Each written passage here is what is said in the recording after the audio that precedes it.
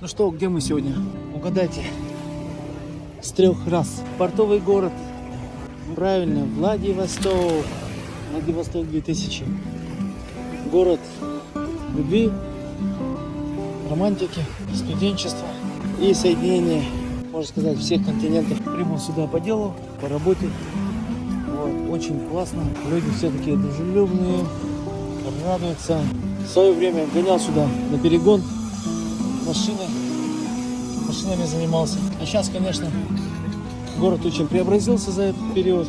И до сих пор запах тополя, легкости сохраняется. Такая у нас большая матушка Россия. От Поволжья, с Москвы до Владивостока, до Урала. Богатая страна Россия. И здесь очень уютно, комфортно. Можно сказать, с уверенностью, туристический город.